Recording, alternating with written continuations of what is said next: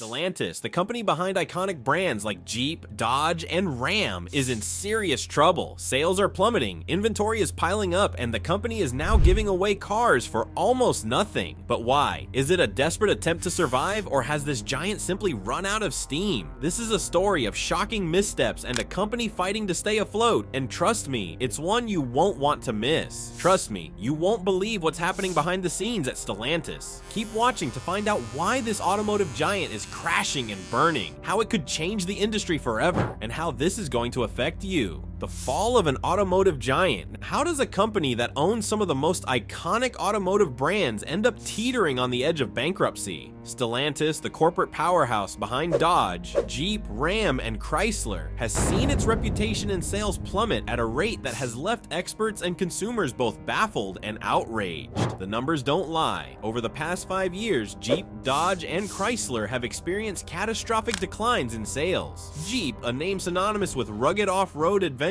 has suffered a staggering 44% drop in sales since its peak in 2018. Dodge, once the king of muscle cars, has witnessed an even worse fate, a jaw-dropping 67% sales decline since its heyday in 2013. And Chrysler, the brand is practically on life support, with a dwindling portfolio of outdated vehicles struggling to stay relevant. What's behind this dramatic fall from grace? Stellantis' woes are rooted in a toxic mix of poor planning, overconfidence, and outright neglect. For years, the company relied on the star power of its legacy brands to carry it through. Jeep was marketed as the ultimate off-road vehicle, Dodge was synonymous with muscle and power, and Chrysler aimed to cater to families with its sedans and minivans. But while Stellantis rested on its laurels, the competition was busy innovating. Rivals like Ford and Toyota didn't just step up, they sprinted ahead, introducing vehicles that are technologically advanced, competitively priced, and perfectly aligned with current consumer demands. Meanwhile, Stellantis continued to churn out vehicles that felt stuck in the past. Consumers are no longer interested in nostalgia. They want cars that fit their modern lifestyles. Electric vehicles, advanced safety features, and cutting-edge technology are the new standard. Yet Stellantis seems to be playing catch-up, launching EV programs and tech updates only after watching its market share erode. It's not just the competition Stellantis has to worry about, it's the growing disconnect with its own customer base. The excitement that once surrounded Dodge muscle cars and Jeep SUVs has faded. Even loyal fans of these brands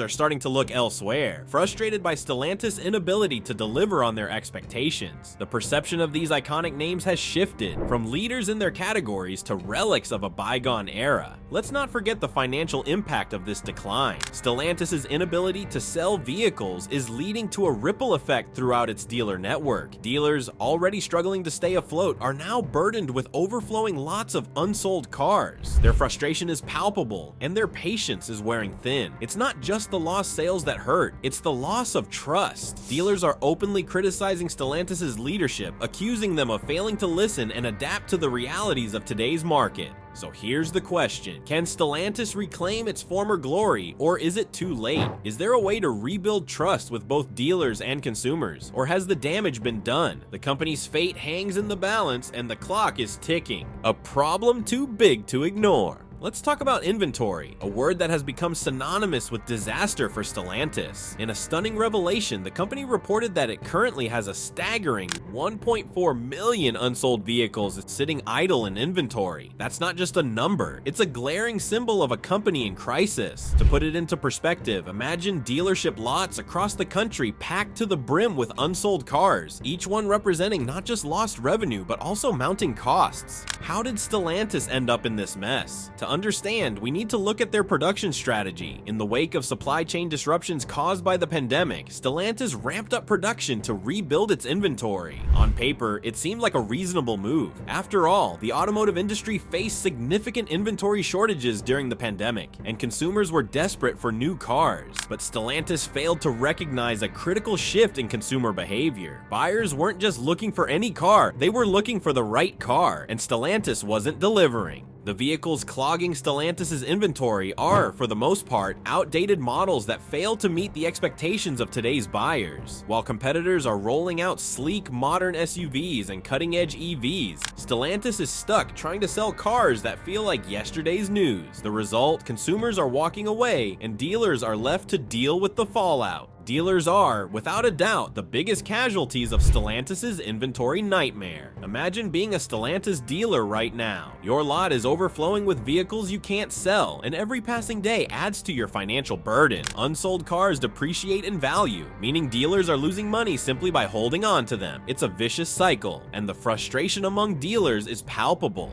What's Stellantis doing to help? Not much, according to the dealers. In fact, many are accusing the company's leadership of being completely out of touch with their struggles. Stellantis has slashed marketing budgets and implemented compensation structures that tie dealer payments to vehicle shipments rather than actual sales. It's a strategy that might look good on a balance sheet, but in reality, it's driving dealers further into a financial hole. The growing rift between Stellantis and its dealer network is more than just a business issue. It's a crisis of trust. Dealers are the front line of the automotive industry. They're the ones who interact with customers, build relationships, and ultimately drive sales. If Stellantis continues to alienate its dealers, it risks losing the very foundation of its business. Consumers, too, are starting to notice the cracks in Stellantis' armor. Walk into a dealership and see rows of unsold, outdated vehicles, and what's the first thought that comes to mind? For many, it's a sign that Stellantis isn't keeping up with the times. This perception is damaging not just to sales, but also to the long-term reputation of the brands under Stellantis' umbrella. But here's where things get really concerning. Stellantis' inventory problem isn't just about unsold cars, it's about the ripple effect it's creating throughout the industry. When a company of this size falters, it sends shockwaves through its supply chain. Parts suppliers, logistics companies, and even local economies that depend on Stellantis' business are all feeling the impact. So what's the solution? That's the billion-dollar question. Some industry insiders suggest that Stellantis needs to launch aggressive incentive programs to clear its inventory. Discounts, financing deals, and trade-in offers could help move vehicles off dealership lots. But these measures come at a cost, and Stellantis is already struggling financially. Others argue that Stellantis needs to go back to the drawing board and rethink its entire strategy. It's not enough to clear inventory. The company needs to rebuild trust with its dealers and consumers. That means investing in new models, embracing EVs, and aligning its product offerings with market demands. The stakes couldn't be higher. If Stellantis fails to address its inventory crisis, it risks falling even further behind its competitors. But if the company can turn things around, it might just have a shot at reclaiming its place as an industry leader. The question is, does Stellantis have what it takes to rise to the challenge? Carlos Tavares under fire. In times of crisis, leadership can make or break a company. Unfortunately for Stellantis, its CEO, Carlos Tavares, is becoming more of a liability than a savior. Since taking the reins, Tavares has introduced cost-cutting measures and strategies that, on the surface, seem designed to boost short-term profitability. However, these very moves are being labeled as reckless and unsustainable by Stellantis' National Dealer Council and industry analysts alike.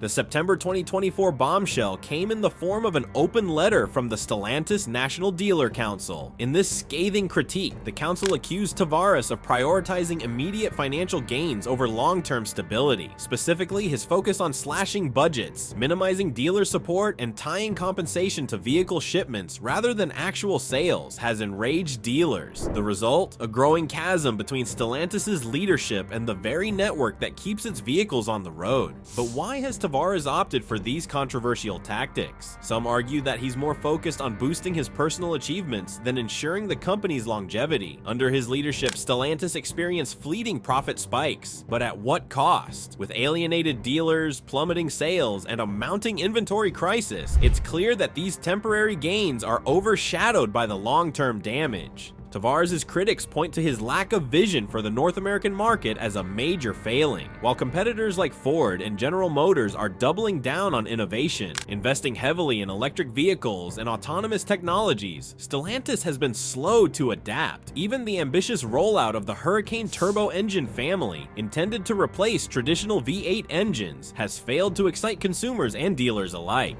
Here's the burning question. Can Tavares survive this storm, or will Stellantis need fresh leadership to steer the company out of troubled waters? Many within the industry believe that without a dramatic change at the top, Stellantis risks sliding further into chaos.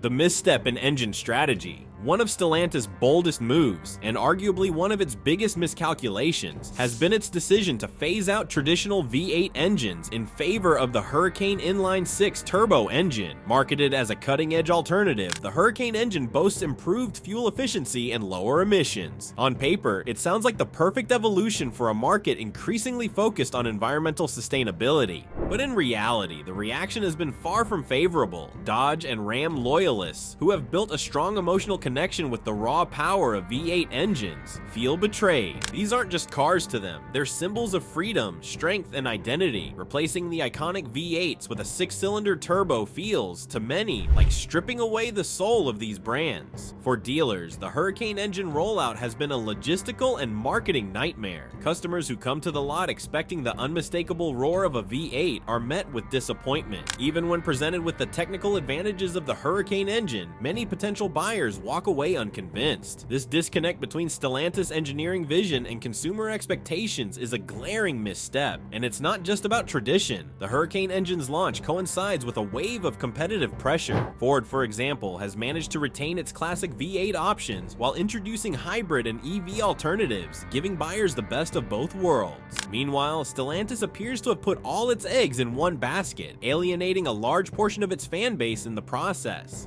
How can Stellantis recover from this? Some industry insiders suggest that the company should consider reintroducing limited-run V8 models to win back skeptical buyers. Others argue that Stellantis needs to double down on its marketing efforts, emphasizing the performance benefits of the Hurricane engine. Either way, the road ahead is steep and the clock is ticking. Dealer frustration, the breaking point. While Stellantis grapples with internal turmoil, its dealers are bearing the brunt of the fallout. For these frontline workers, the current situation feels less like a partnership and more like abandonment. Overflowing lots, outdated models, and dwindling consumer interest have left dealers frustrated, financially strained, and increasingly vocal about their grievances. One of the biggest points of contention is Stellantis' decision to cut marketing budgets. Advertising is the lifeblood of car sales, especially in a competitive market where consumers have endless choices. Yet Stellantis has reduced its marketing spend, leaving dealers with fewer tools to attract buyers. For many dealers, it feels like they're being asked to do more with less, a demand that is not only unrealistic but also damaging to their bottom line. Compounding this issue is Stellantis' controversial compensation model. Instead of tying dealer earnings to actual vehicle sales, Stellantis now bases compensation on shipments. This policy has led to a glut of unsold inventory, as dealers are incentivized to accept more vehicles than they can reasonably sell. The result? Financial strain, wasted resources, and mounting frustration.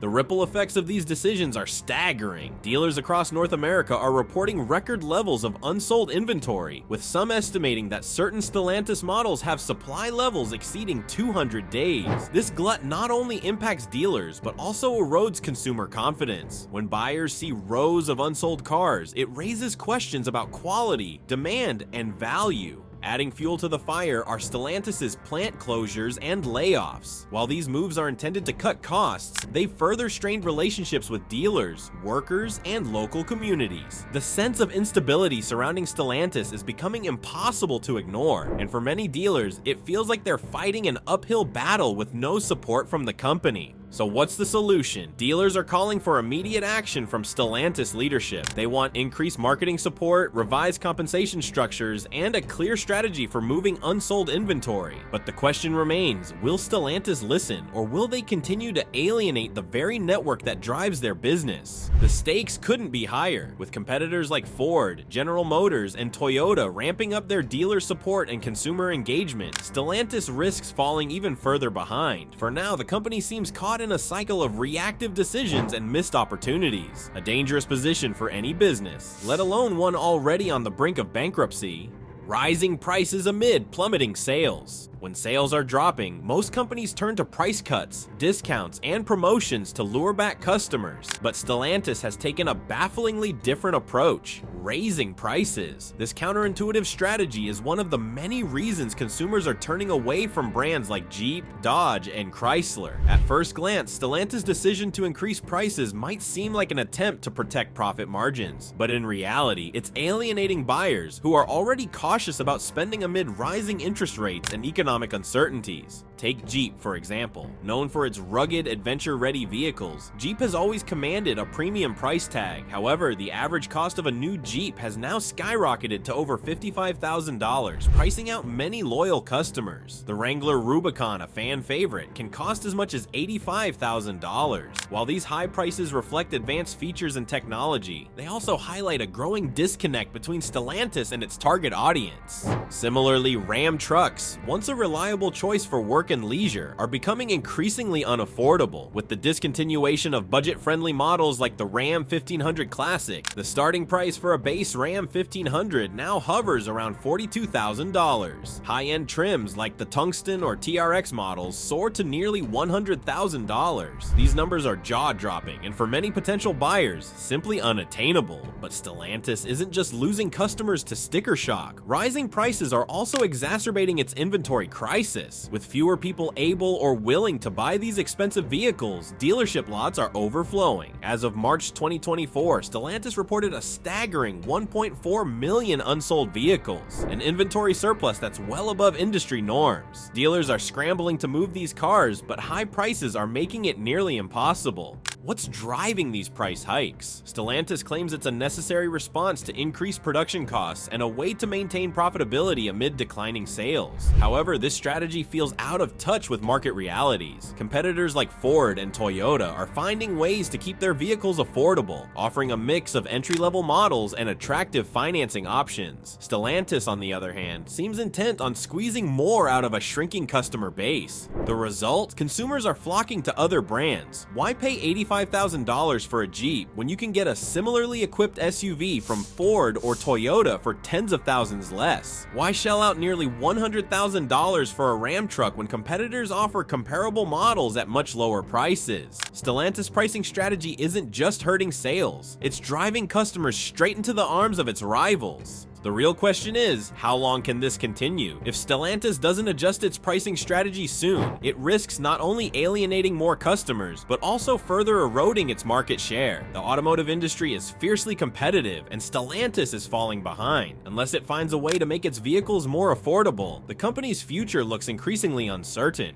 The fallout from poor product lineup decisions. One of Stellantis' biggest challenges is its outdated and uninspiring product lineup. While competitors are constantly innovating, Stellantis has been slow to adapt, leaving its brands vulnerable in a rapidly changing market. Nowhere is this more evident than with Chrysler, a brand that has been reduced to just two models, the Pacifica minivan and the Chrysler 300 sedan.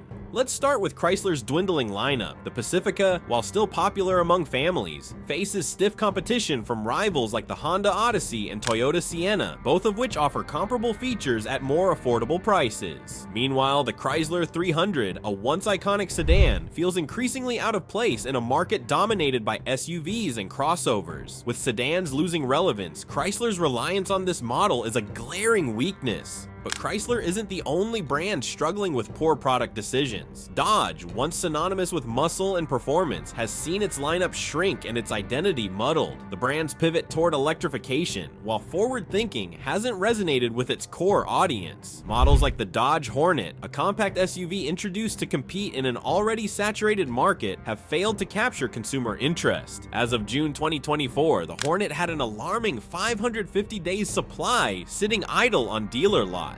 This oversupply isn't just a financial burden, it's a branding nightmare. When dealers can't sell a vehicle, it sends a clear message to consumers: this car isn't worth buying. The Hornet's poor sales numbers are particularly troubling, given Dodge's broader struggles to redefine itself in the era of electric vehicles. While the transition to electrification aligns with global trends, it has alienated loyal Dodge fans who crave the raw power and performance of traditional muscle cars.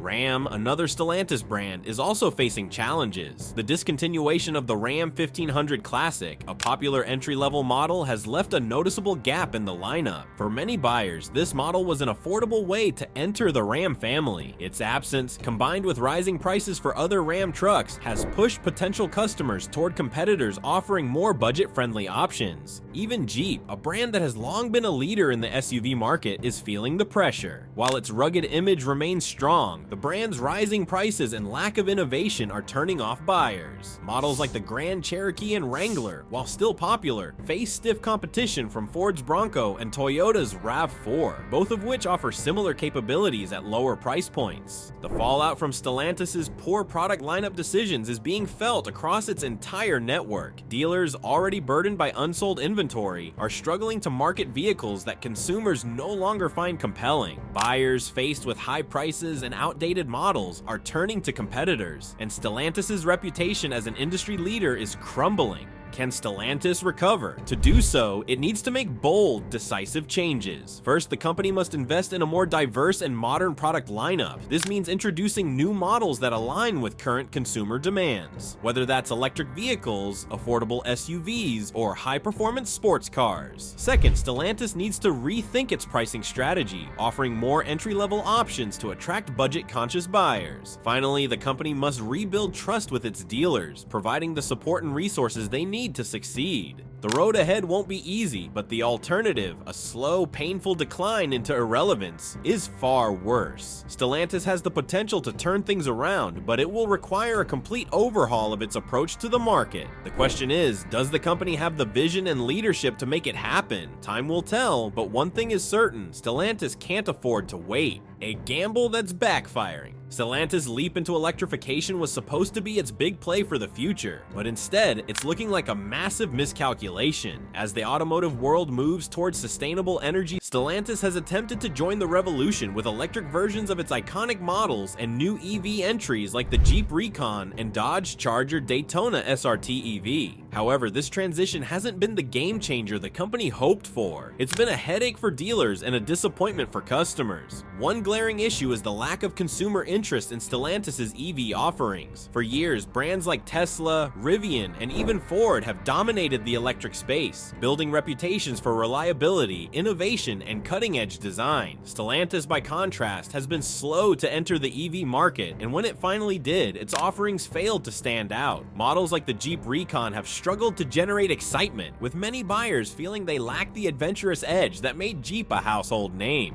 Dodge's transition to electrification has been equally problematic. While the Dodge Charger Daytona SRT EV boasts impressive specs, it hasn't resonated with the brand's traditional fan base. Muscle car enthusiasts value raw power and the unmistakable growl of a gas-powered engine, qualities that are hard to replicate in an electric vehicle. As Dodge phases out its classic gas-powered Charger and Challenger models, it risks losing the very customers who have supported the brand for decades. Then there's the pricing. Stellantis' EVs come with hefty price tags, making them inaccessible to the average buyer. Compounding this issue is the lack of a robust charging infrastructure in key markets. Unlike Tesla, which has invested heavily in building its own charging network, Stellantis relies on third-party solutions that are often inconsistent and inconvenient. This has left many potential buyers questioning whether Stellantis' EVs are worth the hassle. Dealers too are feeling the strain. Electric vehicles require a different sales approach and come with unique challenges, such as educating consumers about charging and maintenance. Stellantis, however, has done little to support its dealer network in this transition. The result is a growing sense of frustration among dealers, who feel ill-equipped to sell EVs in a market that still heavily favors gas-powered vehicles. So what's the solution? Stellantis must rethink its electrification strategy from the ground up. This means not only developing more compelling EV models, but also investing in the infrastructure and marketing needed to make them viable. Additionally, the company needs to find a way to honor its heritage while embracing the future. A limited run of gas-powered Chargers or a hybrid Jeep Wrangler could go a long way in bridging the gap between the past and the future.